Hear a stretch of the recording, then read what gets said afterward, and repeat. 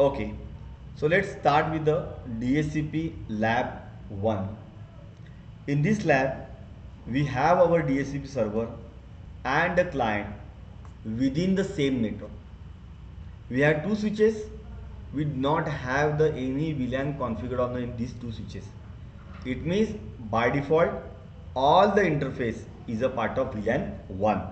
Okay. We have one DHCP server, right, which is connected to the switch 2. Don't worry. Why? Because switch 1 and switch 2 only having VLAN 1. So automatically your DHCP server will get a broadcast from any endpoint. But before jump on the DHCP server, let's first configure your default gateway, which is on the router interface gigabyte 0/0. Click on the router. Okay, go to the CLI, enable configuration terminal interface gigabyte 0/0, right? No shutdown. Why? Because by default all interface of the router is in the shutdown state. Then you can configure the IP address 172.16.1.1/24 means 255.255.255.0. Okay, we have configured the router interface. Perfect. Now end WR name means write memory, copy, run, start. Okay, next, then go to the DHCP server. Once you go to the DHCP server, you will see the services. Under services, you can see the DHCP server. Here, you have to define the DHCP pool. But before configuring the DHCP pool, you must configure the manual IP address or static IP address on a DHCP server. So go to the desktop, setting, IP address 172.16.1.100, which is my DHCP server IP address. Subnet mask 255.255.255.0. What will be the default gateway? The default gateway is the IP address of the router interface 172.16.1.1. Clear?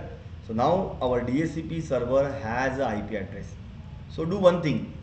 Before configuring the pool, let's try to ping your default gateway IP address from the DHCP server, so that you will verify the end-to-end connectivity between your router and the DHCP server.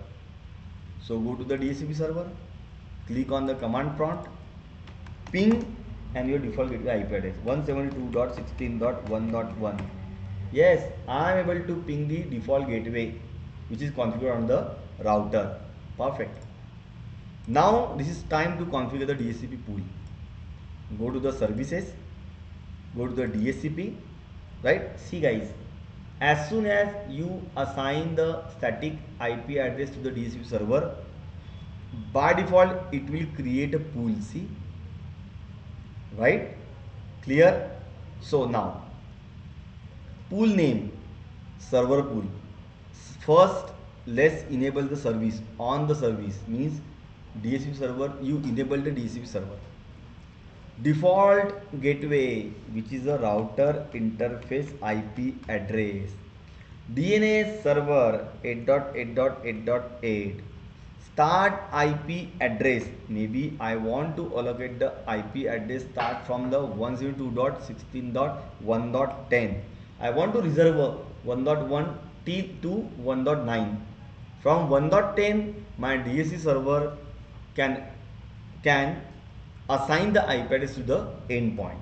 Subnet mask 255.255.255.0. Is it clear, guys? Right? Okay. So first, my bad. First, you have to select the pool. Then select the mention the IP address 172.16.1.1, DNS 8.8.8.8, start IP 10, and then you just save the configuration. Here you go, guys. Here you go. Server pool name, default gateway, DNS server, start IP 116.1.10, subnet mask, that's it. Now go back to the your endpoint PC1, right? Go to the desktop and go to the IPv4 setting.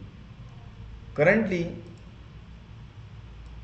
your endpoint configured as a static, right? You have to go and simply change it to DHCP. So what will happen? Your machine will initiate the broadcast to get the IP address from the DHCP server. Guys, here you go.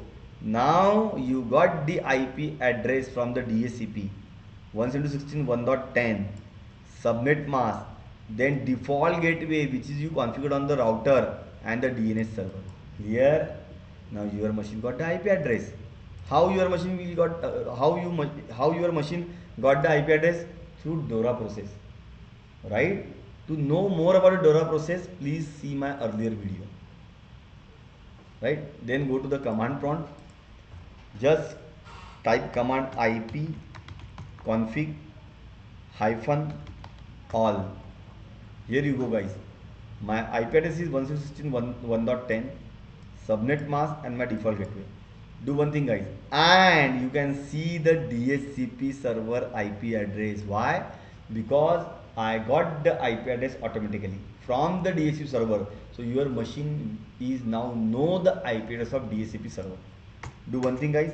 Let's go and ping 172.16.1.1, which is your default gateway. This is most important. It should be ping. I am able to ping. Why? Because now my machine has a IP address.